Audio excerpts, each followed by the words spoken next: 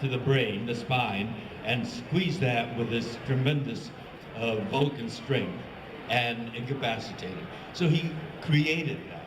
He's a wonderful actor to work with because he is so creative and inventive.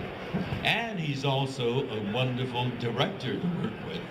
And he knows, you know, all of us, because we've been working together on the TV series. So when he was given the opportunity to direct The Search for Spock, it was a joy to work with him. He would just, if he was, well, say we were doing something and he thought it wasn't quite what he envisioned, he wouldn't get into an intense conversation with us like some of the directors would do. He'd just look up or look at me and say, "George," and we knew exactly that what he intended. He didn't like what we were doing. He wanted me to do something else. I enjoy working with Leonard because he is such a knowledgeable person, creative person, and a understanding person. He communicates minimally. Have I answered your question?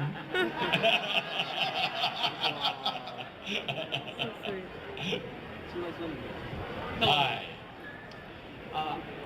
What was it like behind the scenes at the Howard Stern show? Like, would Howard talk with you off the air at all, or?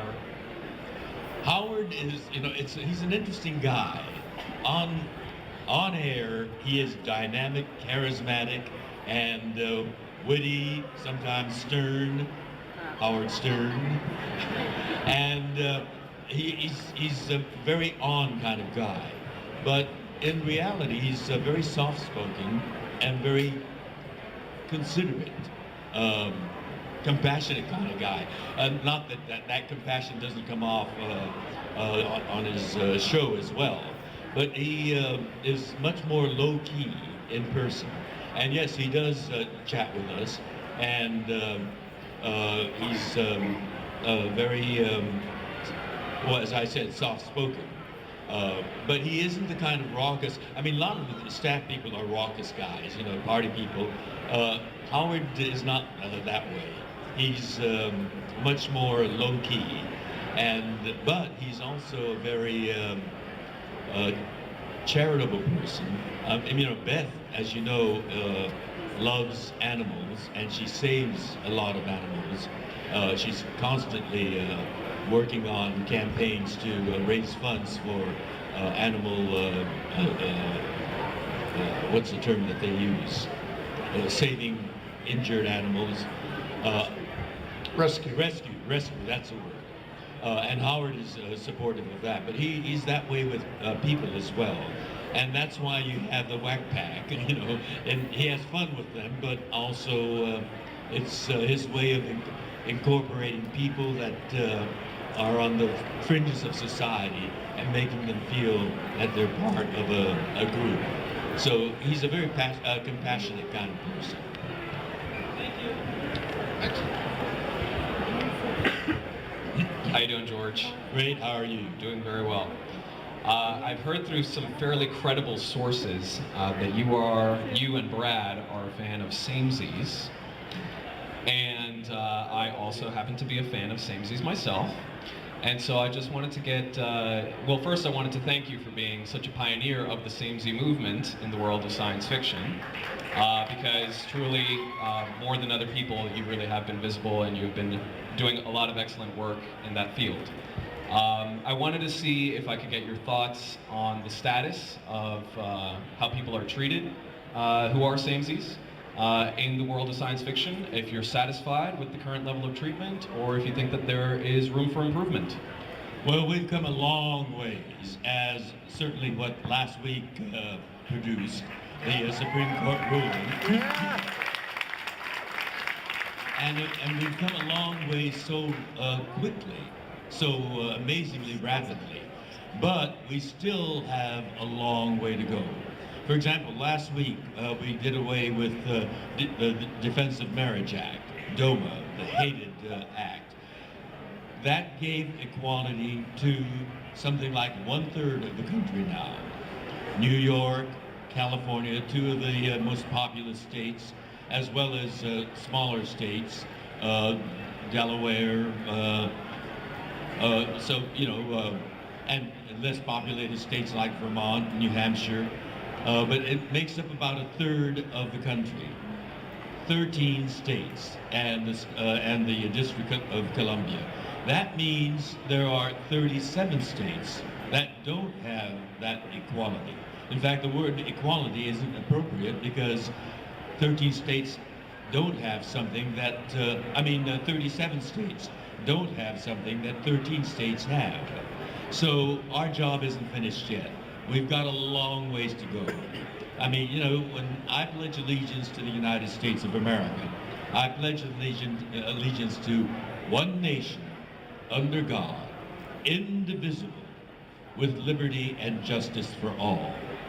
But it is divisible.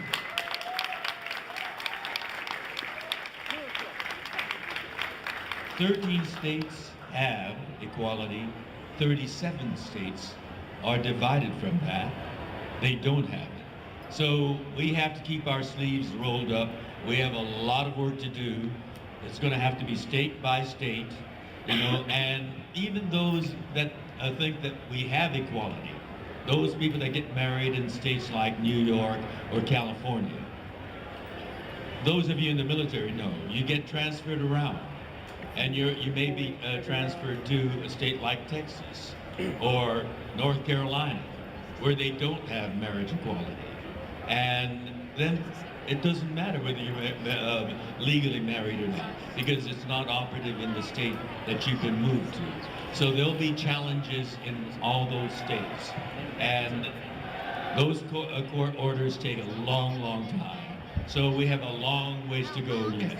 But we're all pulling at that wagon, as I know you are, and we will make that tip-top, what we can say, we are all equal. One nation, indivisible.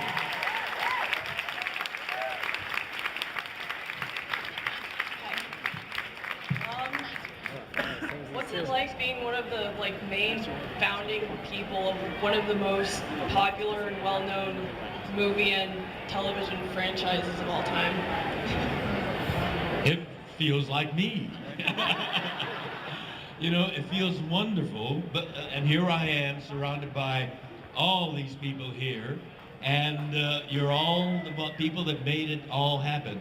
So I say, as I said at the beginning, thank you all very much for all that you did, your tenacity, your dedication, your passion for what Gene Roddenberry created and what J.J. Abrams now has re-infused with new energy.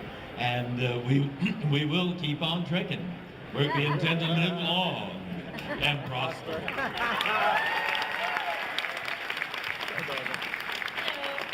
Hello, how are you? I'm good. How about you? I'm feeling glorious. So, what was it like in the original Star Trek series working Closer. with Shatner? Was William Shatner sassy at all? William Shatner loves playing Captain Kirk. He loves all that Captain Kirk gets to do, and when he thinks that he needs to do more, he loves getting more. He is a star, and he has that kind of power. And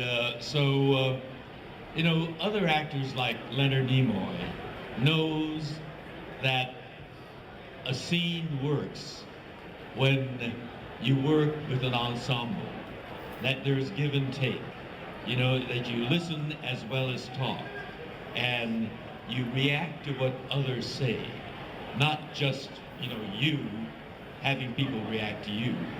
And there was that dramatic difference in the two leads. As a matter of fact, Bill Shatner was the star of the series, titular. But then Leonard started getting more fan mail by the second season. And there was a little tension between the two of them. And as I said, I love watching Leonard work because he's so creative and so inventive. And it was interesting to watch Bill work because he loved being in the middle of a key light. And he loved to get more key lights and more film time. And it made it kind of difficult for all the rest of us.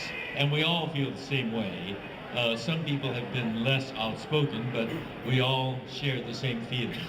So that's what it was like working with Leonard and Bill. All right. Hi. Hi. What's your favorite episode of Star Trek and why? What was my favorite what? Episode of Star Trek. Oh, and why? oh, well. Or most memorable. Unquestionably the best one. And that is Naked Time. And of the movies, my favorite, of course, is the best one. And that is the Undiscovered Country. You saw that, didn't you? The Undiscovered Country. It fits the diagram of drama. Beginning, middle, and end. How does it begin? It begins with a shot of a great new starship, the Excelsior. And then it goes in, and there you are on the bridge of this great new ship. And then the camera goes even closer, and it goes to the center seat on the bridge, and there's a brand new captain of that ship, confidently sipping a cup of tea. And then the drama begins. Praxis explodes, and here all these galactic waves are coming over. And Captain Sulu stands up and calls for shields, shields, and the pounding drama begins. That's the beginning. Now, at that crucial point in the middle of the film, when our Captain Kirk is about to be blown away to smithereens by the Klingons. And there's that Klingon bird of prey, and that evil, villainous Klingon Chang there, Christopher Plummer, wonderful villain, is about to destroy the Enterprise, and thus the captain of the Enterprise. And out of the darkened galaxy sky comes Captain Sulu of the Excelsior. And he blasts the Klingon bird of prey, thus saving the day for the Enterprise and Captain Kirk. And then the end, the classic ending of every drama, on the bridge of the Enterprise.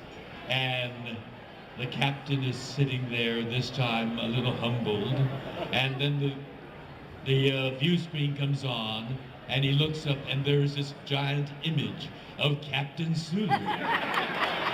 And he gets up, and in essence he says, "Thank you, Captain Sulu, for saving my ass."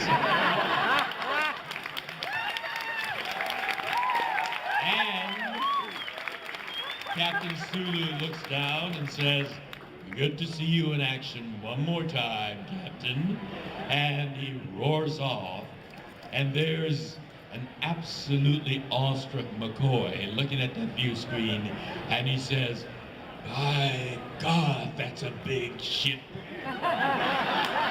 But Scotty chimes in with a twinkle in his eyes. "Aye, but not so big as that a captain, I think. That is a Captain Sulu movie." Now, the way that finished up, we always felt, was there ever any serious talk of Sulu and the Excelsior having their own show? It looked like they packaged it that way. There were many serious talks. Tens of thousands of Star Trek fans started writing in saying, "We want an Excelsior series." But do you know that the decision makers at Paramount Studios are they have very poor eyesight, very poor hearing. They don't hear well, they don't see well, and they certainly don't think well. They ignored all those demands from the huge tidal wave of fans writing in, and they never picked up on it. And instead they came back with, I think, Voyager, or was it Enterprise? Voyager. And so that's what happened. Yes, there was serious talk by all the fans. Hi. I was going to ask about your experience making a movie with John Wayne, but due to time constraints, I think the crowd would love to hear Walter's first and last experience eating sushi. I'll have to make it real quick because my time is running out. It's true. At the end of one day, Jimmy and I were walking to our cars, and Jimmy said, "What are you doing for dinner tonight?" And I said, "I don't know. What are you going to do?" And he said, "I don't know." And he said, "What do you suggest?" And I said, "Well, do you like sushi?" And he said, "Gesundheit." He hadn't heard of sushi, and nobody that's not Japanese American had heard of sushi back then. And I said, "Well, it's served at a bar." And he said, "Oh, a bar, well, let's go." And so we we drove down the Hollywood Freeway to Little Tokyo, and we went to a restaurant called Tokyo Kaikan, which doesn't exist anymore. And we walked in, we sat down, and he saw this glass case filled with chunks of raw fish. And he said, "Well, what are you going to drink?" And I said, "Well, the drink here is sake." And he says, "Well, I'll have that too." And what's this? And I explained to him, "This is tuna, this is salmon, this is yellowtail." And he said, "Well, I'll have whatever you'll have." And I said, "Well, I ordered tuna first." And he said, "How's it going to be cooked?" He says, "Watch." They took the chunk out, they sliced it as it was. They made a rice ball, put the slice on. He bit into it. He loved it. In fact, he loved every fish. He's a real adventurous eater. Next day, back at the studio, he started raving about this sushi experience. And other people said, "Oh, well, I want to try that too." So that Friday night, we had a caravan of cars going down, and one of them was Walter. He likes his food well cooked. He likes it overdone. He likes his steak burnt, you know. And I told him, "Well, this is, raw, and it's fish. So are you sure you want to come?" He says, "Well, Jimmy says it's great, so I want to try it." And so I think we took over about one side of that sushi bar, and Walter sat right next to me, and by this time Jimmy was the expert, so he had the other group there, and he was ordering for them. And so I thought I'd start Walter off easy with tuna. I ordered tuna. I told him it's very much like beef. Or think about lox. You eat lox raw. Actually, it's smoked, but... And Walter wasn't quite sure. They made two, and they served him two pieces.